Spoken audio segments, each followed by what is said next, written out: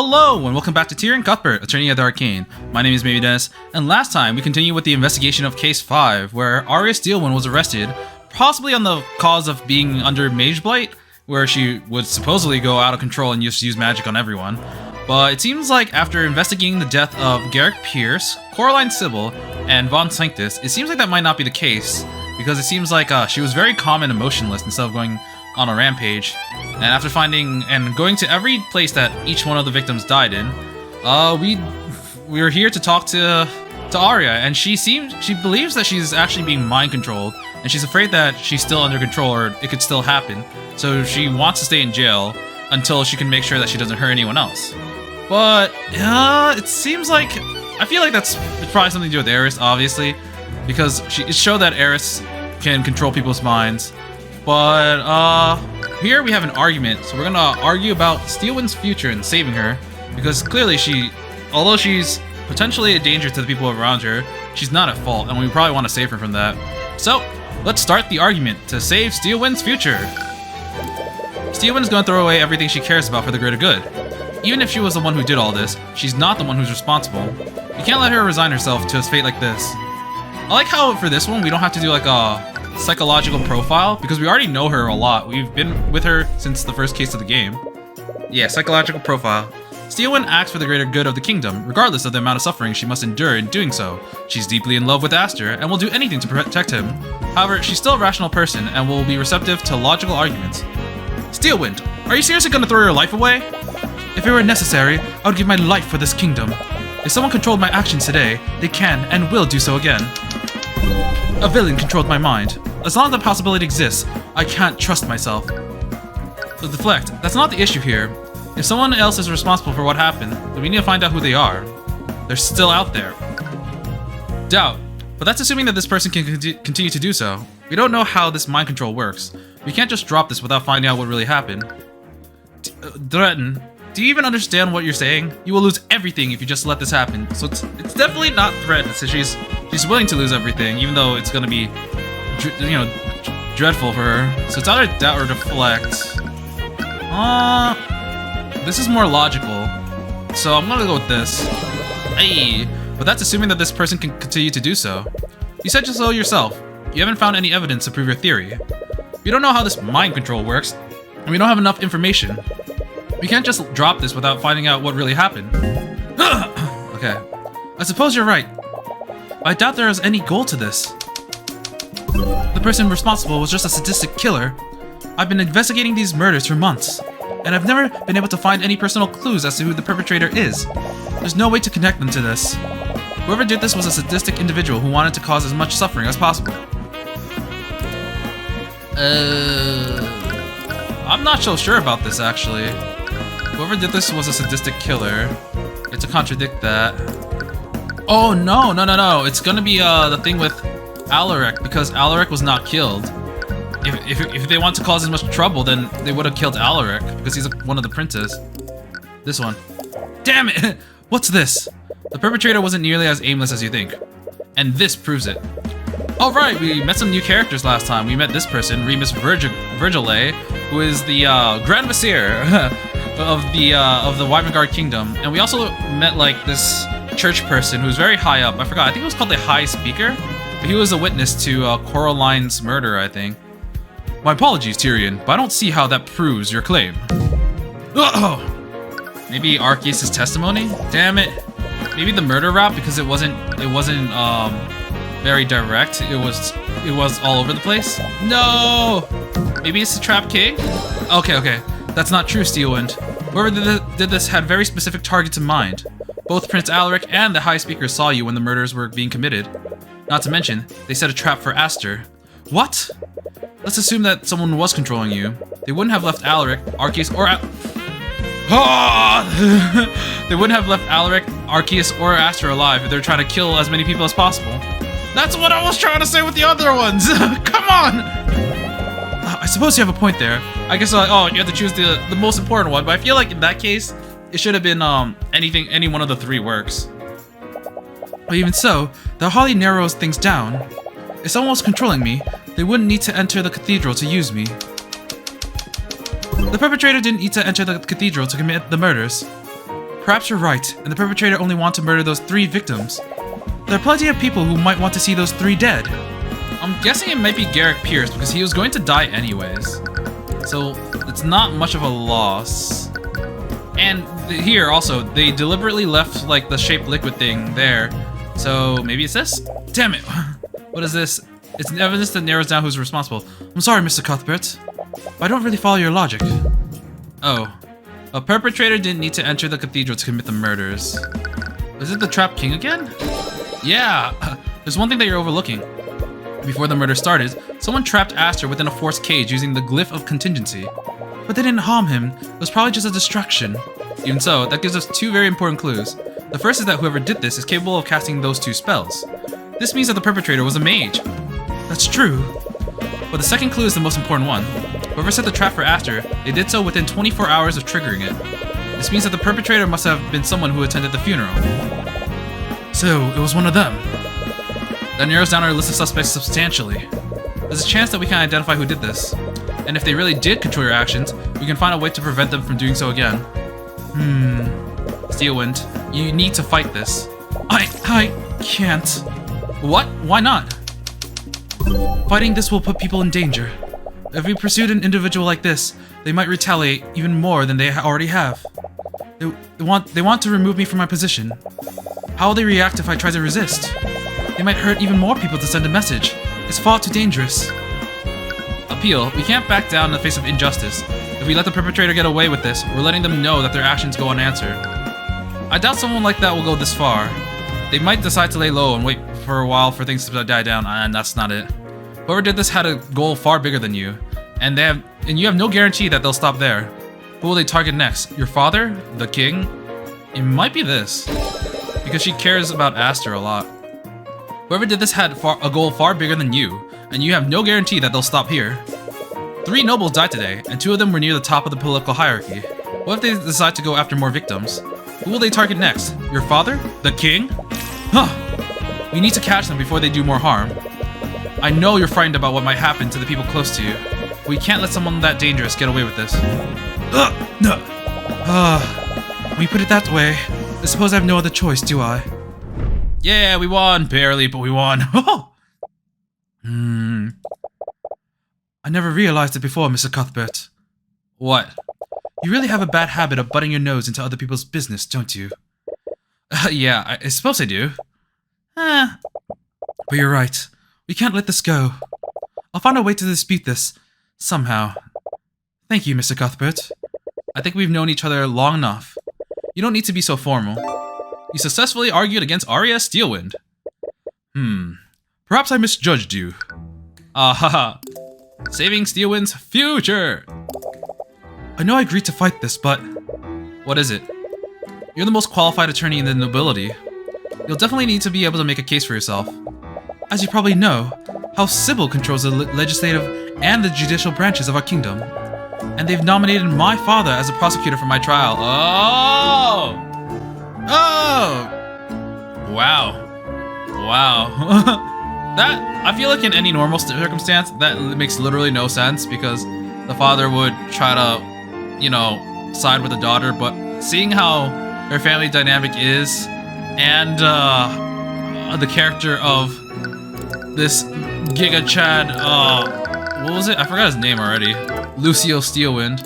I don't think he cares about his daughter. He's not a Giga Chad, actually. He's just a prick. What? No one believes my theory of mind control. Everyone believes that I overspent my magic and gave myself mage blight. As a result, they blame House Steelwind for Coraline Sybil's death. Now, the only way for him to redeem House Steelwind is to convict me and sentence me to death. But he's your father! There's no way he would...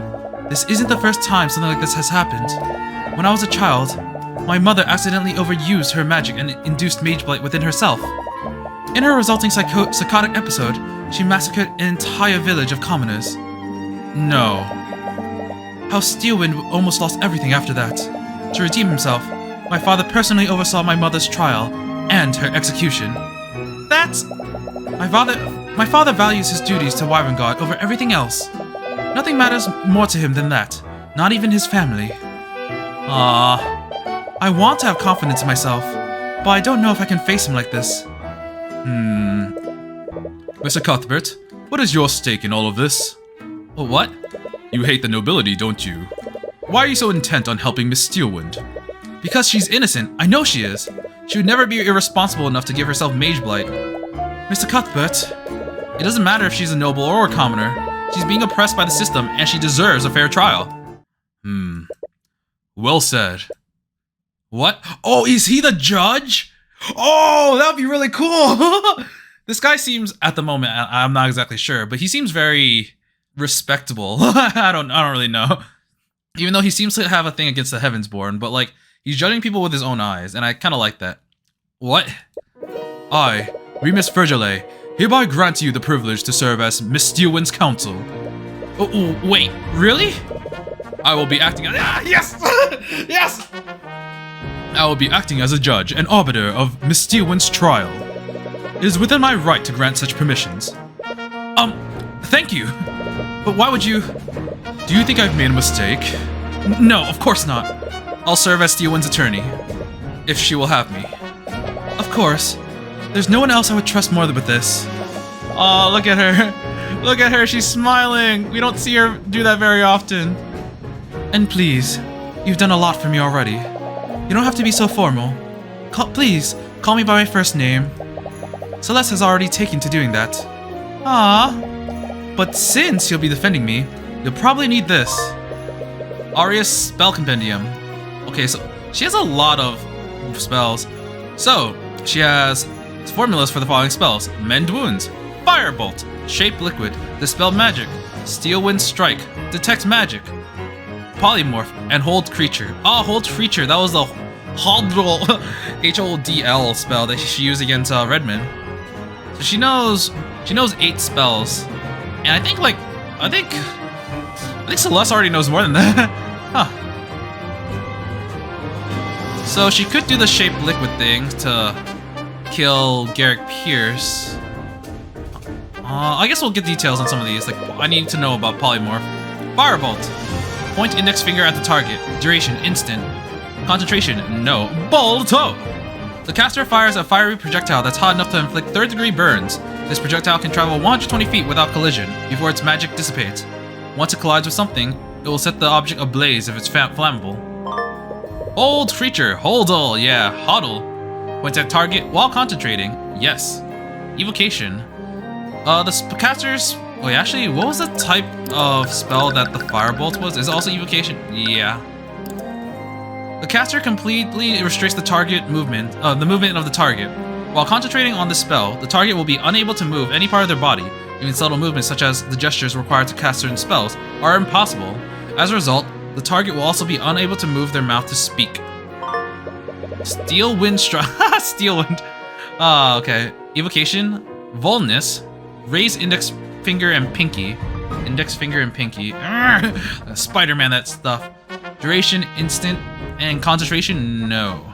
The caster strikes a target of their choice within a 40 feet radius with slashing force. Each slash has a might and power of a mage blade and can cut through thick metal armor. Okay. It can cut through thick metal armor, so that means it'll probably be able to cut through the, what was it called? Stone Skin? I think it was something similar to that. Stone Skin, yeah. It is the ultimate spell of the House Steelwind, and its spell formula is a closely guarded secret. I see. That's why. That's why it has a namesake. Polymorph. The caster transforms a target within 30 feet of them into an animal. Transmutation. Drumly. Points index finger at target. 1 hour. No concentration.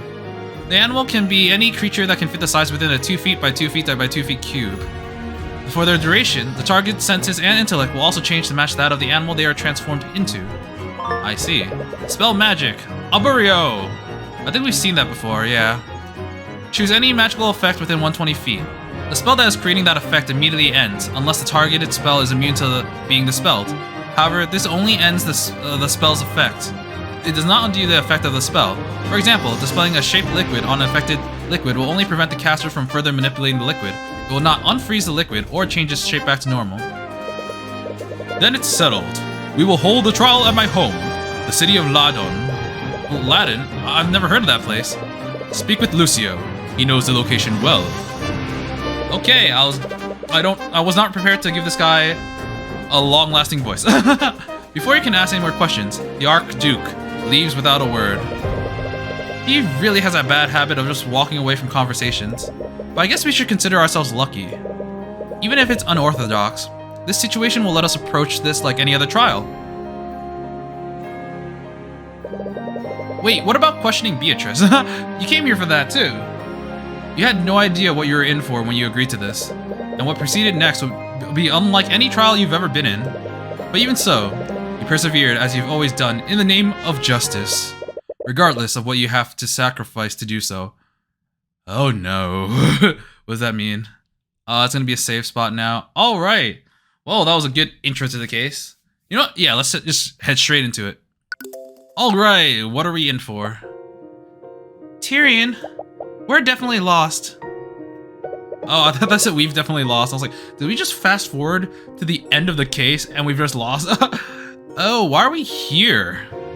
Oh, we can't use a public courtroom because it's a highly guarded secret that A, the king is dead, and now several other house leaders are dead. You follow Lord Steelwind's direction to the letter, but it appears that you found yourself in the ruins of an old city rather than the estate of the Archduke. I don't understand. This should be the place. The map even has a giant tree north of here. That can't be the city of Ladon that Virgil mentioned. I'm just gonna go call him Virgil. It doesn't look like anyone's lived here in centuries. But Lord Steelwind's directions were pretty straightforward. So why are we... Wait a minute. Did he give us the wrong location on purpose? Please, what kind of dishonorable cretin do you take me for? Okay, I was not ready for him to speak a lot because I gave him like a very low voice, at least for my voice range. So I'm gonna have to do that for the entire trial, and it might be kind of difficult. Lord Steelwind, what are you two standing here for? The trial will be starting shortly. He's not alone either. He's flanked by a division of the King's Guard and Arya. But it's difficult to tell if they're escorting her or keeping watch over her. You can see one of the knights channeling a spell over Arya. It must be an anti-magic field. Even now, she must still be wary about someone taking control of her mind.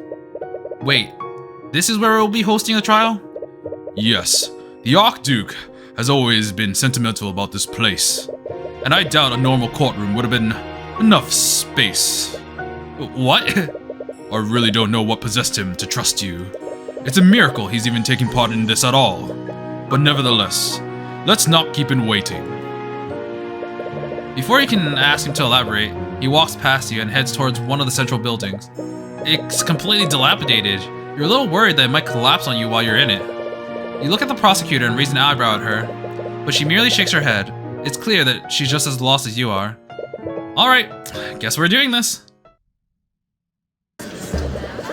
Well, look at this! These are literally ruins! And the only source of light in this room is this hole in the wall and the ceiling.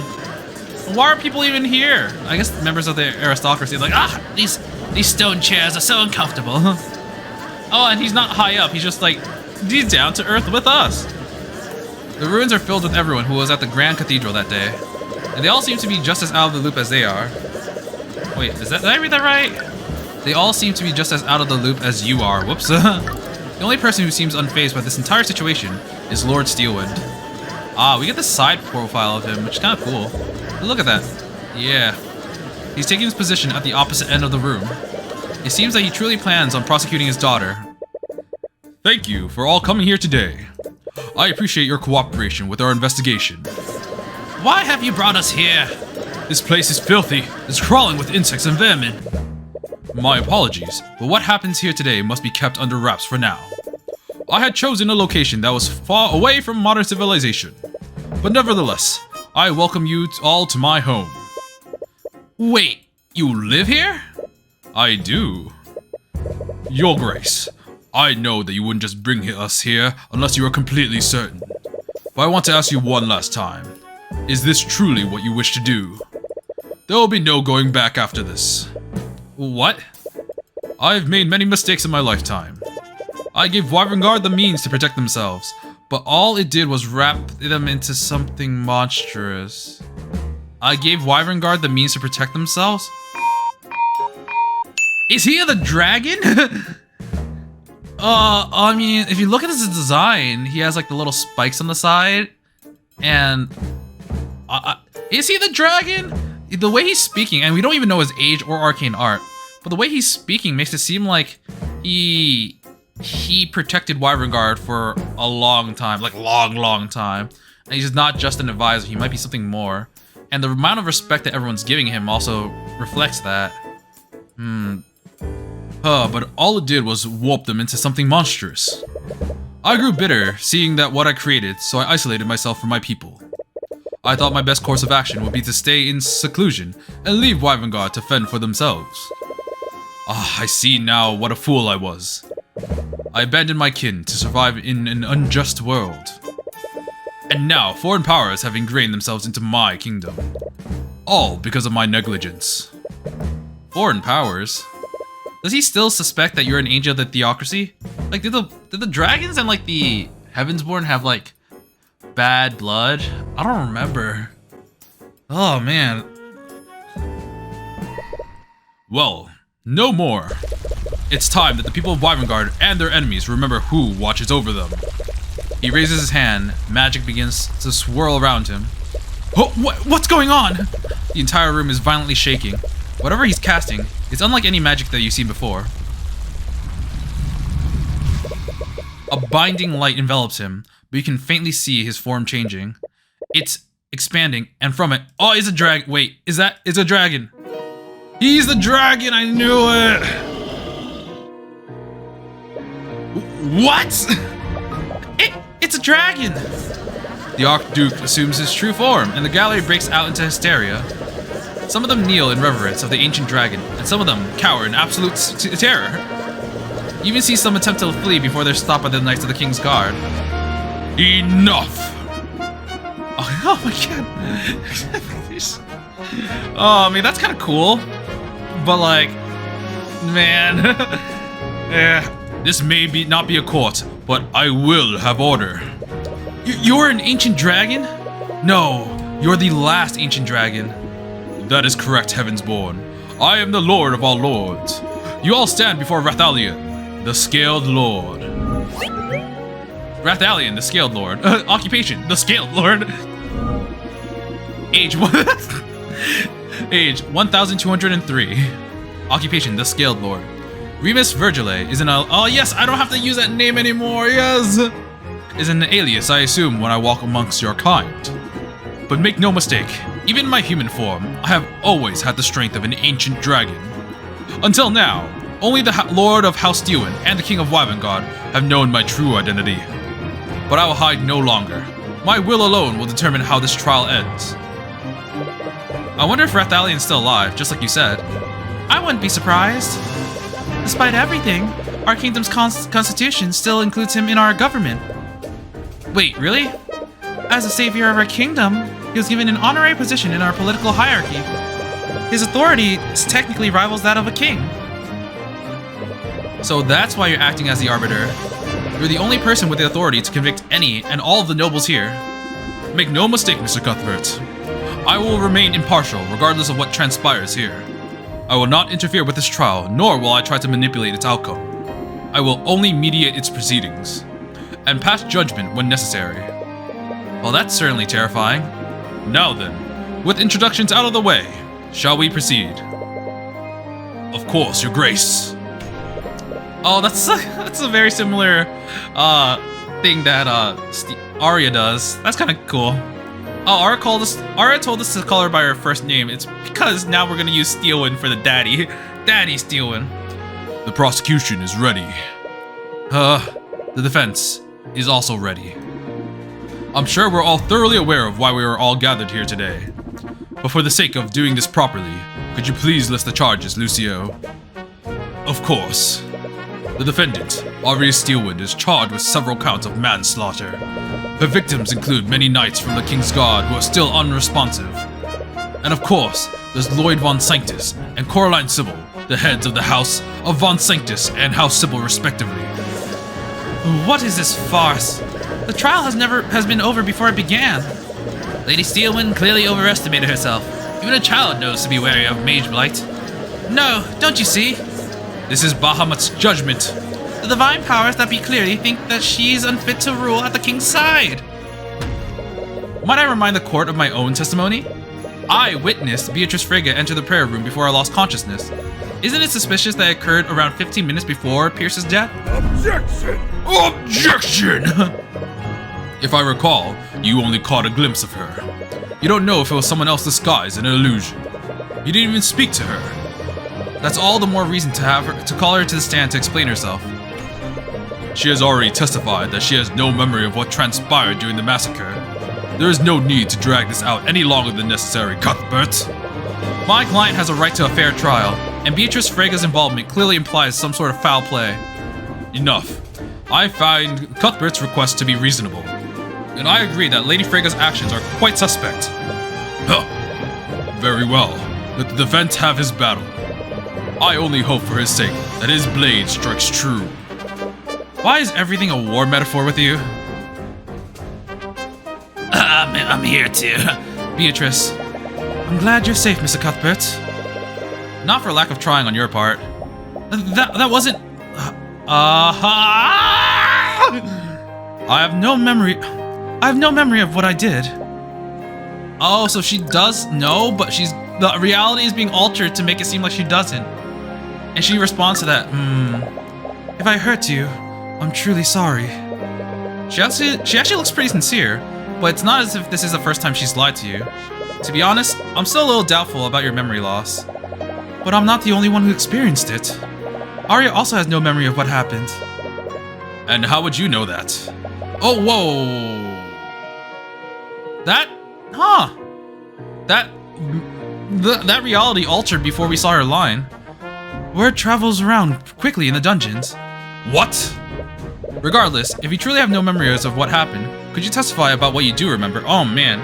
Now that like we know that Eris is doing some stuff, I'll have to be like really paying attention to see what dialogue I may miss. Oh man. Perhaps there's a clue that we haven't discovered yet. Very well. Witness testimony, look out! I was with my sister and oh wow, the music's already like, you know, like that. I was with my sister and my guide, Eris Ilmatter. I was speaking with them in the garden when I suddenly fell ill and lost consciousness. When I woke up, my sisters found me. They said that I had gone missing for over an hour. I was confused, but when I later heard what happened, I realized that someone must have taken control of my body. I have no memories of what happened, and from what I understand, the same thing happened to Arya. And to make matters worse, there's nothing that indicates who may have controlled her actions. So she also says that someone else was controlling her. Well, her testimony does match up with Arya's statement. But there's something off about the way she's testifying. If she were trying to lie to you, she would have been a lot more vague. What's she doing?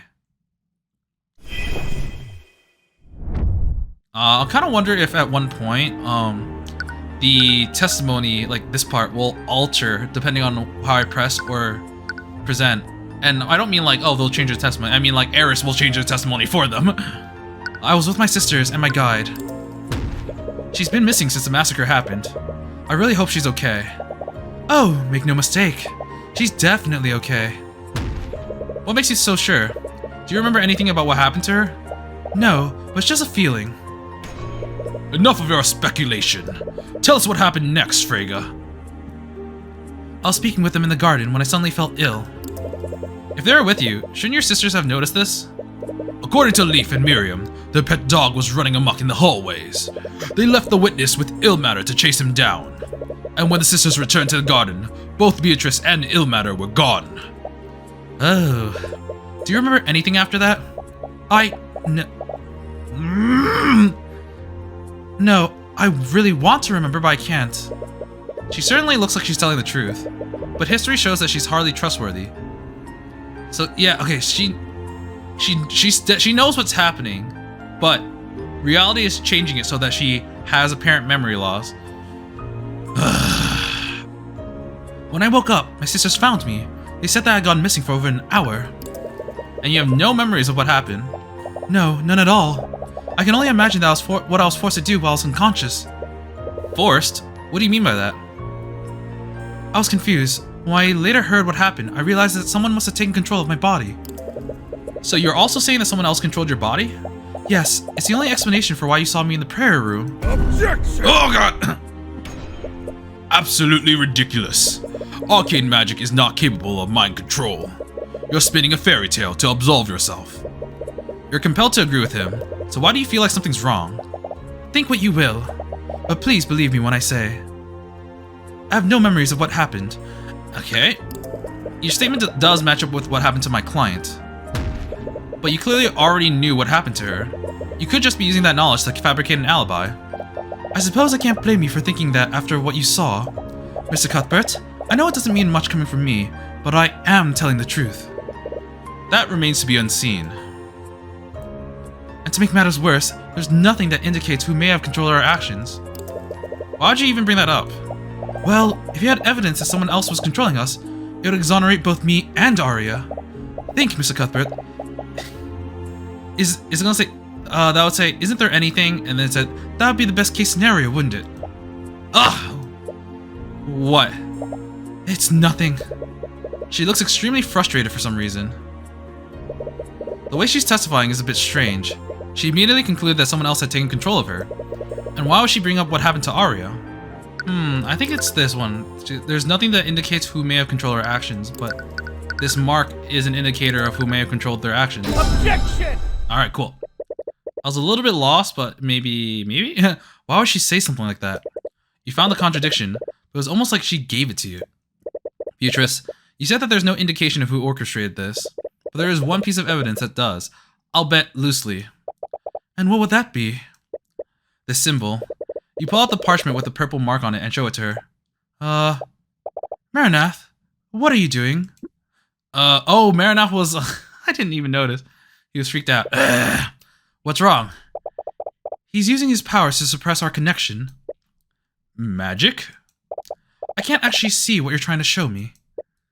Maranath, can you stop being petty and just let her see it? I don't take orders from you, Heavensborn. I wonder, Mr. Cuthbert, what is on that parchment? You see, Beatrice, Arya has been investigating a string of murders throughout Wyverngarde. Those murders appear to be unrelated, despite how gruesome they are. But they all share one thing in common. This symbol was found on each and every one of the crime scenes. Objection! Don't tell me my daughter has roped you into her little conspiracy theory. Your mind-controlled defense would be laughable if it weren't downright insulting. Lord Steelwind, during the gap in Arya's memory, someone placed this mark in her pocket. It was clearly some sort of taunt from whoever orchestrated this. Nonsense! She clearly drew that symbol herself during her psychotic episode. I had to listen to her go on and on about her insane theory. She was obsessed with it. Mr. Cuthbert, aren't you curious about what just happened? What are you talking about? Think about it. Why did... My apologies. I don't know what I said. Ah! Is everything okay, Beatrice? Yes, I'm perfectly fine. Anyways, it looks like you'll have to figure out the rest on your own. Figure out the rest on my own? What do you mean by that? There's nothing to figure out. Your Grace, these two are making a mockery of us by spouting these insane theories. The defense clearly has no case. End this at once.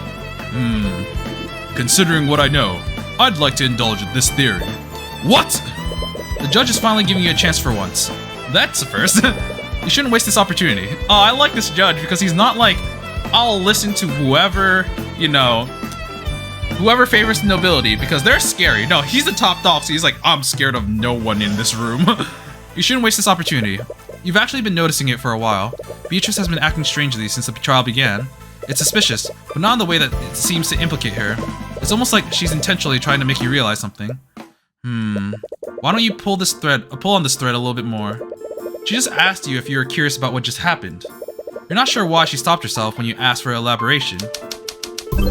What event was Beatrice referring to? Yes, we're finally addressing this. Whatever she was trying to draw your attention to must be significant. Maranath hid the purple mark from Beatrice? Nah, okay. Oh wow, that actually was it, okay. Maranath, he didn't allow Beatrice to see the purple mark. He'd only do that if Beatrice would recognize it normally. Why would Maranath interfere? Maranath is her familiar, and he used to follow her orders. But things have clearly changed now that she belongs to the Empress of Discord. So why would a demon like Maranath interfere like that? Maranath, I think it might have something to do with their contract. I think the purple mark is related to a demon. Yeah, the purple mark must be related to a demon somehow. That's the only explanation as to why he would prevent her from seeing the mark. But Arya has been investigating murders throughout Wyverngarde. Does this mean that her investigation also has something to do with the demon? Arya suspected that each of the murderers was acting against their own will. And now both Arya and Beatrice are also claiming that they were controlled. How could something demonic control Beatrice? You can't explain what happened to Arya and these other individuals, but you do know why Beatrice might not have full control of her actions. Beatrice lost control of their actions due to a blood contract? Yeah, you recall what was written on Beatrice's contract during her trial. It said what would happen if she failed to claim House Freyga. Her soul, her mind, and her life would all be claimed by the Empress of Discord. Oh no, Discord, you betrayed us! What does this tell us about Arya? If this Empress of Discord owns Beatrice's mind, would that mean that they could also control Beatrice against her will? But if that were true, does that mean Arya lost control of her mind due to a blood contract? No, that can't be right, can it? Did Arya seriously sign a blood contract with a demon? Why would she ever do that? But it's a conclusion that makes the most sense. You can't think of any other way that someone will control her against her will. There is one way to find out for certain. The Divine Edict, the same ability that you used against Beatrice during her trial. It was instinctual at the time, but you have some understanding of how it works. It creates a copy of the blood contract between a contract holder and the demon who created it. But for it to work, you need to know the name of the contract holder. In addition to that, you need the name of the demon who created the contract. Which demon did Arya make a contract with? Okay, right now you're only relying on guesswork. But going off what you know, the demon who made the contract must be the Empress of Discord.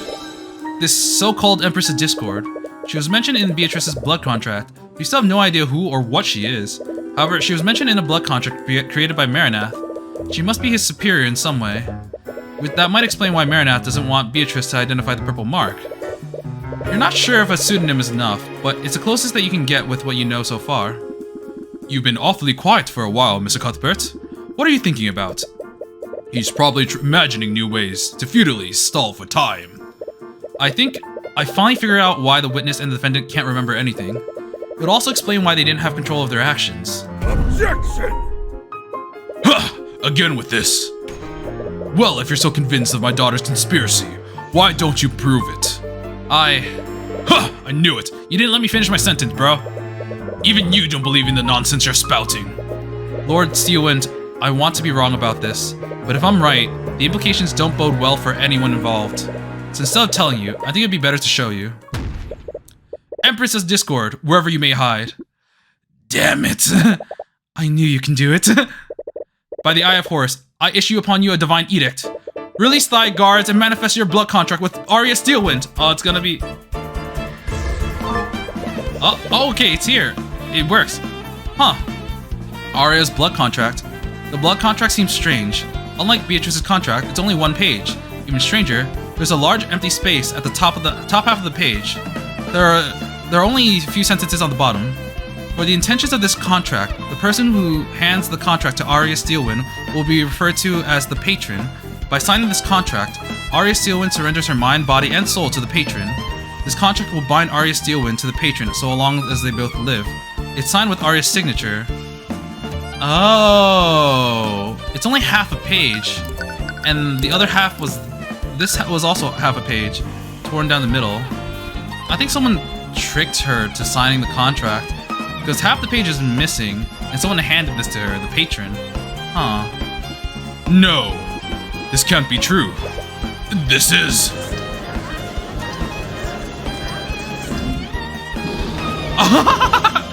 We don't get a bonk because he doesn't have a gavel, he just screams. Enough! Stop prattling amongst yourselves. Objection! No, this is a sham. This wretch has clearly created a convincing fabrication. It's genuine, Lucio. It's impossible to falsify something like this. You can't deny the truth anymore, Lord Steelwind. There is a way to control someone else's actions. Arya Steelwind wasn't affected by Mage Blight. She was controlled against her will. Look at him! With this evidence, there's no doubt that Arya did sign a blood contract, but it still doesn't make sense. I agree. Even if Arya was the type of person to sign a contract with a demon, there isn't a single part of this contract that benefits her. Why would Arya sign this contract? I think Arya signed the contract because it looked like a normal document.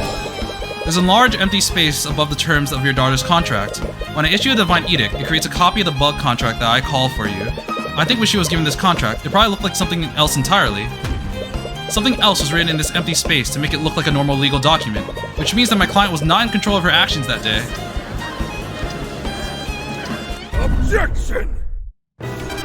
Oh god, enough! All of you!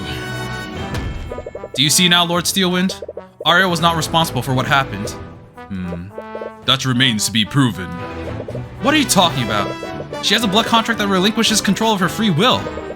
Not having control and not being responsible are two very different things, Cuthbert. What? I'll admit, the defendant may not have control of her actions when she murdered the victims. However, she did have full control of herself when she signed this contract. Are you serious? No one in their right mind would willingly sign a contract like this. And what of Beatrice Freyga? Was she in her right mind when she made a contract with the demon Marinath?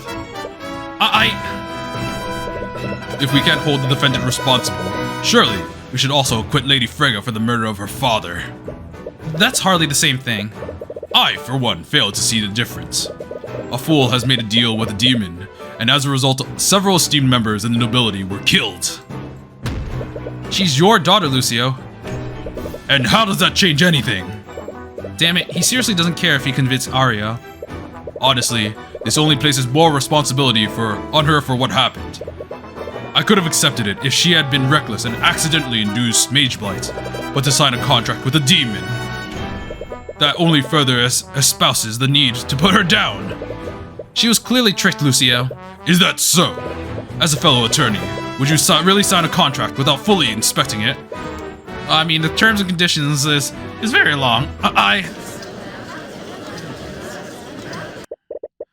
Whether it was through foolishness, negligence, or both, the defendant willingly signed a blood contract. She compromised herself, and as a result, 3 nobles died. The responsibility falls squarely on her. Wait, even if she willingly signed that contract, that's not entirely true, is it? Who else was responsible for Arya's actions? The patron? Lucio, there's clearly someone else to blame for Arya's actions that day. Oh, and who would that be? I'd like to reread my client's blood contract to the court. By signing this contract, Arya Steelwind surrenders her mind, body, and soul to the patron. That can only mean one thing. Whoever this patron is, they took control of my client and used her to murder the victims. That's right. They could still be out there. None of us are safe until this patron is apprehended. Surely we can't end this trial while every member of the Wyverngarde nobility is still in danger. Ha! Well played. I'm compelled to agree with Mr. Cuthbert. Trickery or not, it's clear that someone wished ill intent on the nobles. And until we know who this patron is, you can't pass judgment on my client. Not until we know the circumstances that she signed the blood contract under. And what would you have us do, Cuthbert? The contract has no stipulation about proximity or how this mind control works.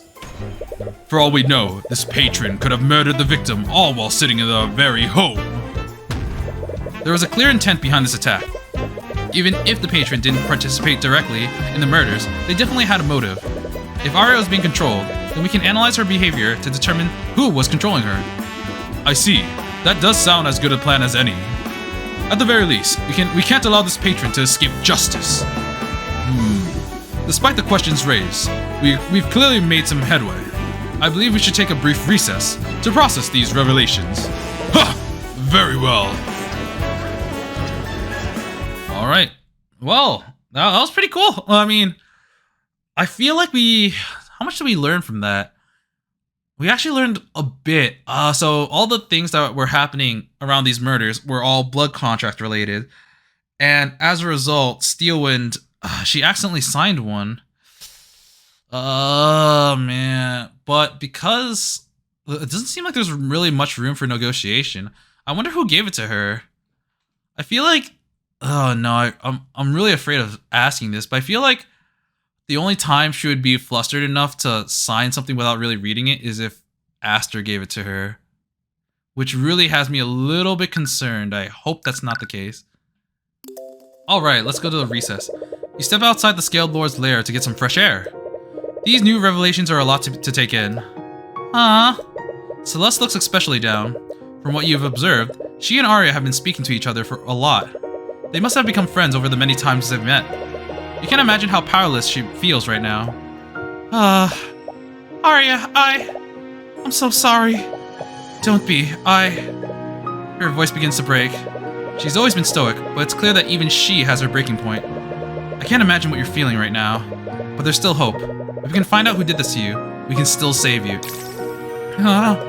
Do you remember if you signed anything recently? No, I don't. Damn it, the patron must have wiped your memories to cover their tracks. But I still don't understand.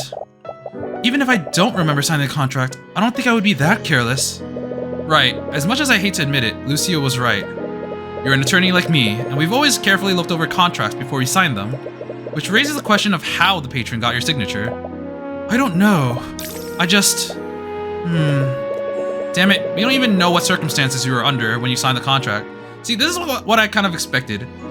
Normally, we would just read into the mind to see, like, what people think, but because stuff was done to her where she can't remember, or her memories are altered, we're getting no information from her Eye of Horus. So, yeah. So now we have the Eye of Horus, the Empowered Eye, and the Divine Edict. Okay. We don't even know what circumstances you were under when you signed that contract. For all we know, the patron could have used any number of tactics to coerce you into doing this. That's also possible. Arya! As you're deliberating amongst yourselves, Lord Steelwind approaches you. What are you doing here? Father.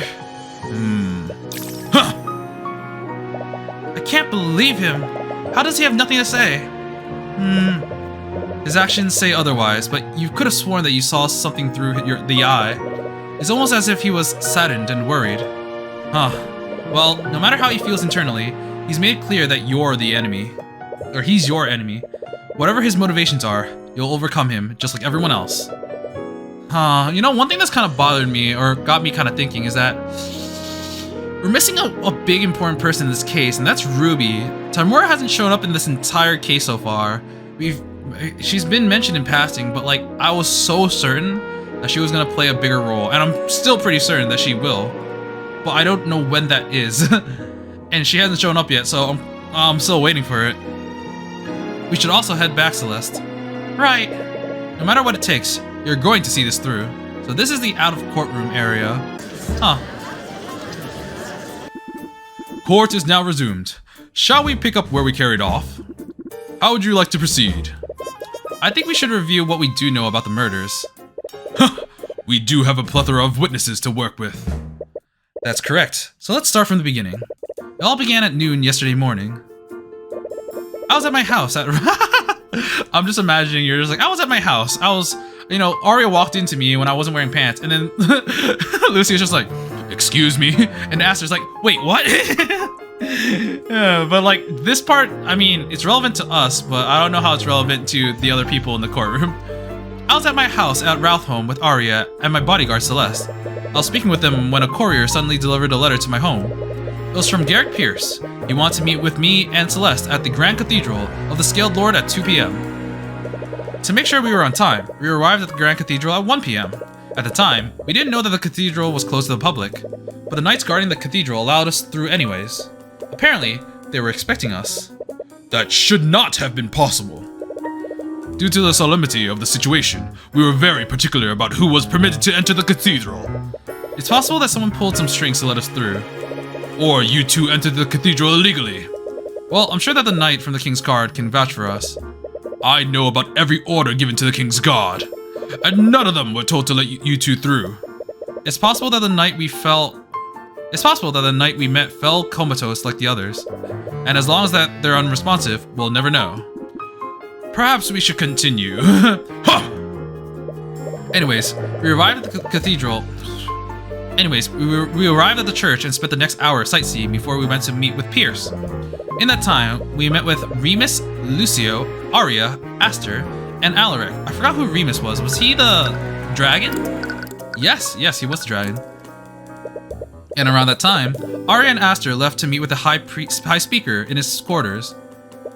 While exploring the cathedral, we spoke with Von Sanctus and Sybil. Then we spoke with the 3 Frege sisters and Eris Ilmater. Eris Ilmater? She's a friend of Beatrice Frigg. We mentioned her before. The King's Guard wouldn't let her bring her familiar into the cathedral, so she brought Eris to guide her instead. Anyways, we left the garden at around 1:45 p.m. to meet with Pierce in the prayer room. At around oh, I forgot about. Oh wait, no, okay. I thought they showed her just to say that we met her. I was like, I forgot about that. I don't remember that happening, but yeah, it didn't happen. At around the same time, Arya left her meeting with the High Speaker and felt nauseous. The last thing she remembers is looking at the Lake Galacrond. A likely story. Stop interrupting me! Regardless, at 2 p.m., Aster went to pay respects to his father's body. Unbeknownst to him, a mage had placed a glyph of contingency in front of his father's coffin. It was set to trap him within a force cage. What a despicable act. Considering what followed, the attack on His Majesty must have been a diversion. Right. It was also the same time that both Beatrice and Eris went missing. Considering the timing of it all, someone must have taken control of Beatrice's body after the trap on Aster was sprung. And are you saying this patron controlled her as well? No, I don't think so. According to her contract, her mind belongs to the Empress of Discord, not the patron. Furthermore, Arya's blood contract was created by the Empress. It's clear that the patron and the Empress were in leagues with each other. Wonderful. Another demon we have to worry about. Anyways, the patron and the Empress had all the pieces they needed. That's when they began the massacre. The patron took control of Arya's body, and they used her to murder Von Sanctus at 2:05 p.m. Presumably, Arya started a fire in the common room around this time. And since Von Sanctus's body was found there, this must have been after she had murdered him. Shortly after, Prince Alaric spotted smoke from the fire and asked Arya what was going on. Arya responded by using an unknown transmutation spell to incapacitate him. To think that they would use her to attack the prince as well. Luckily, the effects of that spell were only temporary, and Alaric came out unharmed. After this, the patron used Arya to murder Sybil at 2:15 p.m. She brought Sybil's body to the westward balcony, where she dumped it onto the Lake Galacrond. But he wasn't aware of what she'd thrown off the balcony until much later. The High Speaker thought this encounter was strange, but he continued with his business. He headed to the prayer room, but was turned away by the knights standing guard there. Meanwhile, Celeste and I were talking to Lord Pierce. When we showed up for the meeting, he was clearly expecting someone else to show up. We tried to get to the bottom of what was happening, but he refused to answer our questions. At about 2:20 p.m., we heard a commotion outside. Celeste went to investigate. And that's when Celeste fought Arya.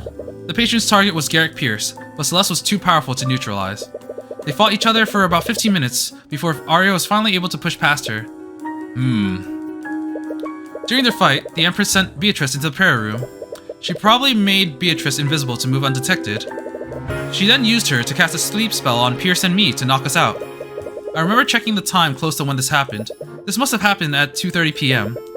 If your testimony is correct, Beatrice Frege was actively used in this plan.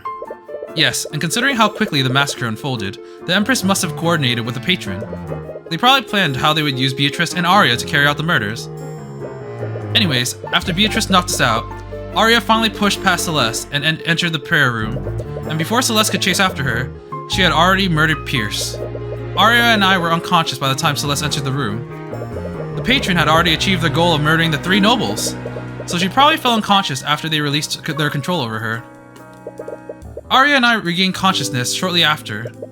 That's when the Inquisition arrested her for the murders. Huh! Lord Pierce was one of the victims. Oh, wait! Something just occurred to me. I'm trying to remember all the times that, reality has changed. And I'm not sure if I remember this correctly, but it may have been possible that the only times that reality has changed around us was when, someone who was under a contract spoke. So, for example, it's possible that Timora was under a contract too. I'm not 100% sure on that, but it might be possible. Lord Pierce was one of the victims. Your meeting clearly had more significance than I realized. So tell us, Cuthbert, what was your discussion about? It's fine. You can tell them. Alright, as long as you're okay with it. For the past few months, Celeste and I have been investigating who her birth parents were. I recall receiving many complaints about her during the Lord's Ball. Supposedly, Garrick Pierce had the information we were seeking.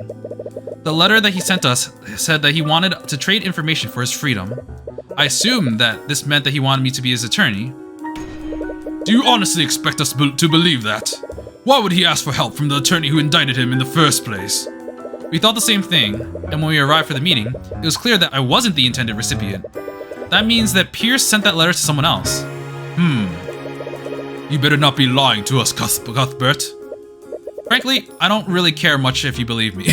Regardless, if we examine every action Arya took, we can build a psychological profile of the patron. I will give you that. To begin, the defense would like to call the Inquisition commander to the stand. His testimony might shed some light on how Von Sanctus and Sybil died. Despite all these witness accounts, we still only know how Pierce was murdered. Yes, he was impaled using a blade magically frozen from his own blood. Oh, from his own blood. In a grim sort of way, it's almost poetic that he died in the same way that Flintheart did. But you doubt that will give Celeste any kind of closure. Anyways, we need to find out exactly how Arya murdered Von Sanctus and Sybil. The massacre was swift and efficient. It must have required a lot of forethought and coordination. If we figured out who might have had this knowledge, we might be able to find out who did this. I see. That sounds as good as a plan as any.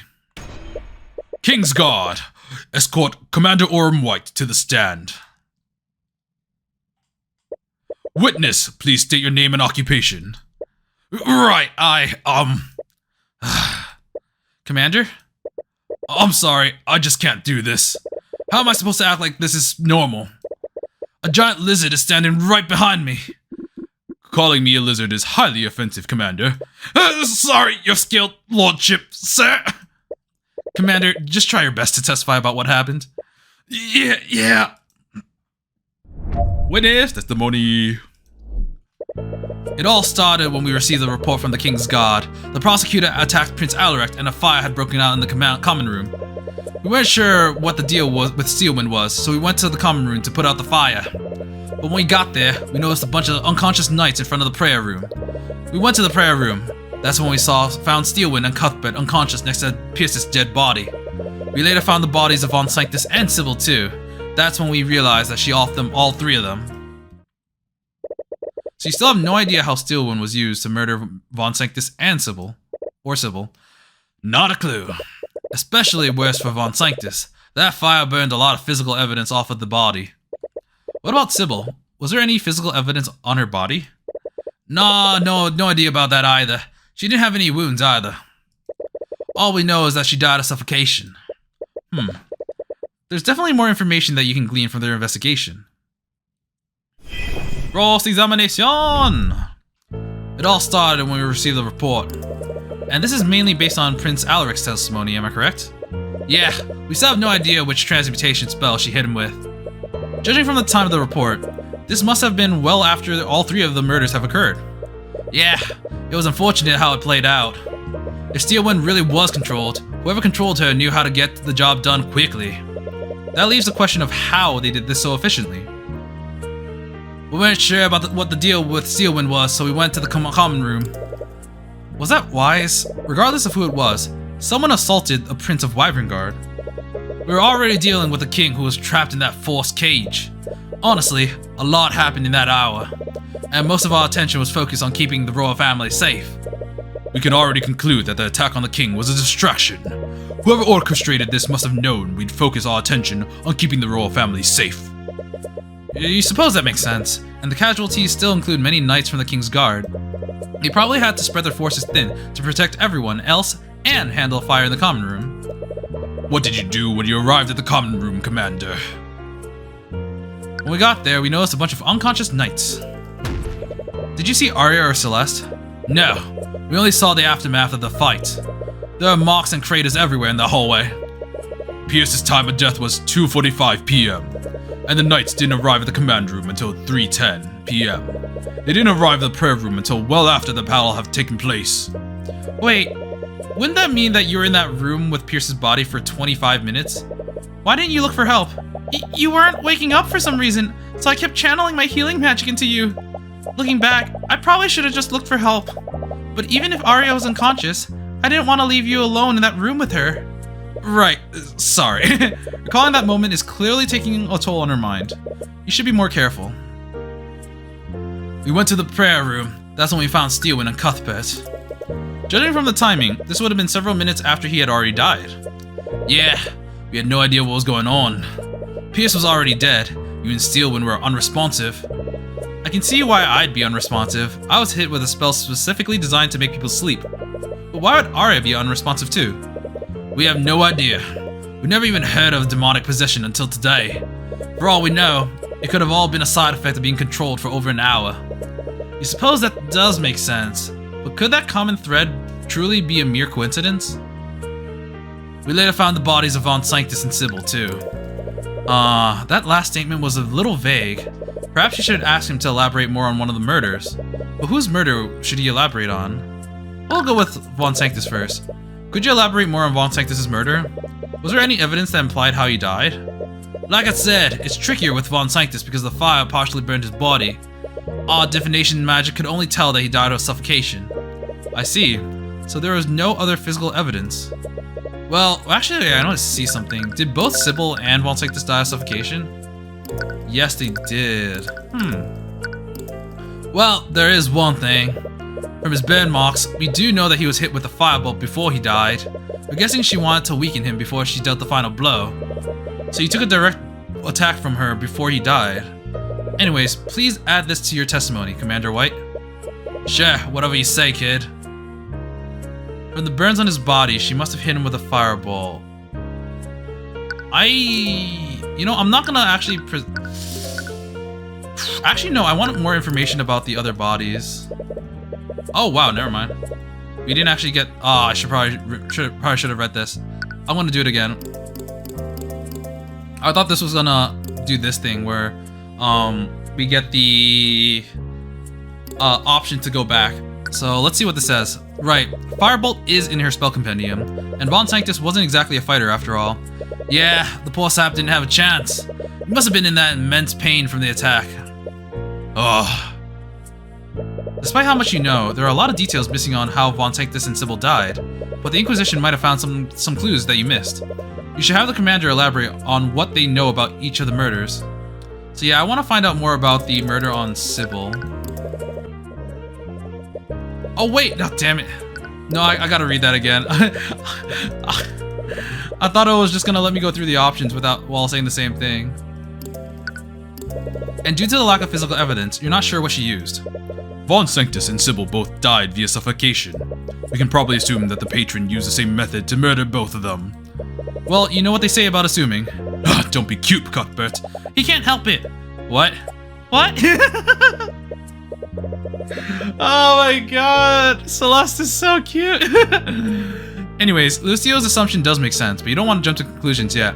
Either way, is Von Sanctus the victim you want to focus on? Perhaps you should ask him to elaborate on one of the other murders. Whose murder should you elaborate on? I want to know more about Sybil's. Could you elaborate more on Sybil's murder? Was there any evidence that implied how she died? Using our divination magic, we know that she died of suffocation, but we're not exactly sure how. But unlike Von Sanctus, Sybil's body wasn't burnt. Shouldn't there have been wounds around her neck if she was suffocated? Well, we found traces of necromancy on Sybil. We think Steelwind cast men wounds on her body after she was offed. This would have removed any wounds on the body. It's exactly what happened to Catherine Bellwether. Yeah, the only wounds she has are from the impact of falling into the lake Galacrond. Anyways, please add this to your testimony, Commander White. Sure thing, whatever you say, kid. We later discovered her body in the Lake Galacrond. From the High Speaker's testimony, Steelwind must have dumped her body from the balcony above. How did you know her body was there anyways? When bodies start dropping, we noticed that she was nowhere to be found. One of the King's Guard cast Locate Creature and then realized that she was somewhere in the lake. It took us an hour before we finally fished her out. Based on the High Speaker's testimony, she was dead long before that. I see. I wonder if it'll be the same if we press him here. And since someone cast men wounds on the body, we still don't know how. Yeah, it's gonna be a real headache to figure that out. You're compelled to agree with him. No one saw the murder. The High Speaker only witnessed the moment that Arya dumped the body, and he didn't even see that much. Anyways, is Sybil the victim you want to focus on? Okay, you know what? Let's try Garrick Pierce. Could you elaborate more on Pierce's murder? Was there any evidence that implied how he died? Well, that one is simple. McCoy chased Steelwind into the prayer room, but didn't arrive fast enough. When she got there, Pierce was already dead. He was killed using a blade magically formed from his own blood. Why would she do something like that? When he murdered Flannar McCoy, he only used the shape spell liquid to avoid leaving any evidence behind. I doubt that the patron would make Steelwind do the same thing. Their intent was to pin the crime on her. What do you think that she knew McCoy was on her trail? She didn't have enough time to suffocate him, as she did with Von Sanctus and Sybil. And she didn't have any weapons on her. She must have had to improvise. But she has other spells that could have done the job. She could have hit him with a Steelwind strike. Ha! I know from experience that she is terrible at controlling that spell. It's possible that she didn't want to unleash such a powerful spell in a closed room. That sort of tracks, but still doesn't feel right. We can't really refute it now. It's best to move on. Anyways, the other two murders were really well planned. Pierce's murder was the only one that required improvisation. It's possible that the patron severely underestimated McCoy's combat capabilities. She fought my daughter for almost half an hour. Meanwhile, the other two murders occurred within quick succession of one another. Yeah, I see what you mean. Anyways, please add this to your testimony, Commander White. Sure, whatever you say, kid. She probably didn't have any time to suffocate him like the other two, so she must have improvised a weapon using shape liquid. Which is strangely similar to how you murdered Flannar McCoy. Lord Pierce was one of the targets of the patron. It's likely that they knew what happened during McCoy's trial and drew inspiration from that. Still though, it seems awfully creative for something that they came up with at the moment. Well, don't the legends say that demons engage in contrapasso? Don't know that word. Say what now? Some people believe that when their souls are sent to hell, they're punished in a way that relates to their sin. In Pierce's case, he committed murder with a frozen blade. It's possible that the Empress wanted the patron to murder him in the same way. Although, you still can't say for sure. Alright, so I think that the one we're going to talk about is Von Sanctus's. And what I'm going to present is that one gap that had like no scorch marks on it. It's very possible that he wasn't actually hit with a fireball. At least not super soon. Although there are caveats to that. Damn it! Oh my god, look at this spell compendium list. This is the most we've ever gotten. So like, the thing that's kind of got me at the moment is the traces of abjuration magic around his body. When I check the spells, abjuration is kind of like force cage. So I'm not exactly sure what abjuration means, but like, it's showing that he probably wasn't burnt. Objection! Damn it! Your Grace, it's clear that the witness's testimony is contradictory, and this piece of evidence proves it. I fail to see how that proves anything, Mr. Cuthbert. Oh, I guess you're right. It's the same dialogue. It's kind of fun. Honestly, this amount of evidence is kind of overwhelming. I'm not 100% sure. Objection! Oh, okay. I had the right idea, presented the wrong evidence. Gotcha. That's strange. What is it now? Commander White, you said that Steelwind attacked Von Sanctus with a firebolt before she suffocated him. Yeah, she probably wanted to injure him so he'd be safer to subdue. But that's what I find strange. Von Sanctus knew that he was under attack. So wouldn't he cast Force Cage to repel her? Huh, I guess that's true. Von Sanctus was hardly a warrior, Cuthbert. Force Cage is an extremely useful spell, but it has to be aimed. If he was hit with a firebolt, then he must have been in immense pain. I doubt he was able to think clearly under those circumstances. Normally I agree with you, but the crime scene tells a different story. What do you mean, Mr. Cuthbert? What implies that Von Sanctus cast Force Cage? Oh, there we go. They want us to present that, so we do this. When we investigated the crime scene, we found traces of abjuration magic that formed the perfect square around the body. I'm sure that if we measured the dimensions of that square, it'd be 10 feet by 10 feet, which is the same length and width as a cube created by Force Cage. Like you said, he was in no shape to aim it. So he cast Force Cage on himself to create a makeshift barrier. Objection! Oh.